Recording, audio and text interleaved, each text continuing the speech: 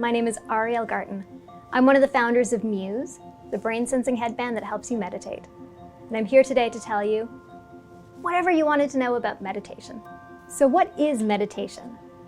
Everybody at this point knows that meditation's good for you, it's something you should be doing, probably you have a friend that does it, maybe you've tried it and you're not sure if you've done it right. But there's still this sort of sense of mystery. What is meditation? Well, we're here to demystify that today.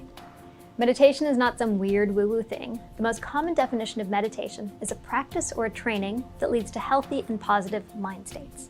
That's it. A practice or a training, a thing you do regularly, like going to the gym, that's going to boost your brain to healthy and positive mind states. There are many different forms of meditation that you may have heard of. Walking meditation, Zen meditation, mantra-based meditation, focused attention. We're going to dive into focused attention meditation a little bit because that tends to be the first one that people learn. So in a focused attention meditation, what you're doing is you're putting your attention on a neutral object. That can be your breath or a candle or a word in the case of a mantra.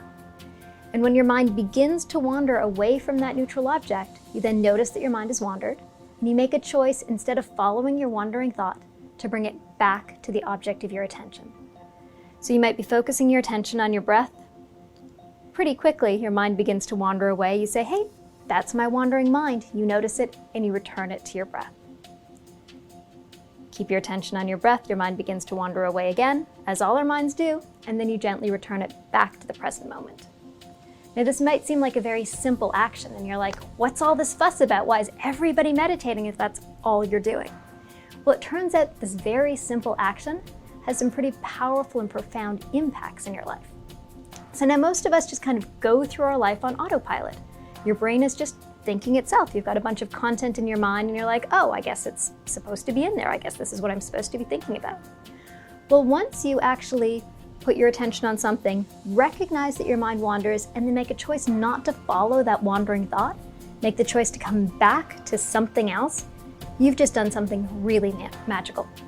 Well, not actually magical because it's real and you had a choice over it. What you just did was you changed the relationship to your thoughts. You made a choice to say, nope, my brain's not going over there, it's going over here. And once you do that, you can gain control over your own thinking. So for a lot of us, those thoughts tend to be repetitive, negative, not particularly useful. When you're able to say, hey, I don't want to follow that thought, I want to come back to something I care about, we can take our mind off of things that are negative, stressful, frustrating, and not useful to us. When we come back to this neutral thing, we're also now strengthening our attention, our ability to attend in the present moment, the here and the now. When we're thinking, we tend to be going into not always the greatest places. When we're in the here and now, we're present to our lives and we're present to the world. Now, once you take your mind off of those negative wandering thoughts and recognize that you can have control over them, you may also begin to recognize some other fascinating things. Like, you are not your thoughts. You are not simply the sum total of the narratives that you tell yourself.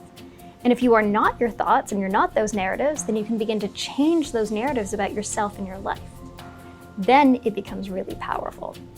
So this is why this very simple practice of meditation can become a powerful tool in your life to improve your attention, to help reduce your relationship to stressful and anxious thoughts, and to also actually start to help your mind and your body engage in new and very positive ways. Now, that was just one simple practice, focused attention. There are many different forms of meditation, some of them leaning towards the same direction and the same outcomes, some of them adding additional aspects to how you condition your mind and your body through the practice. However you want to meditate, I recommend sit down, pay attention to your thoughts, notice when your mind is wandering, come back to the present, and see what that does for your life.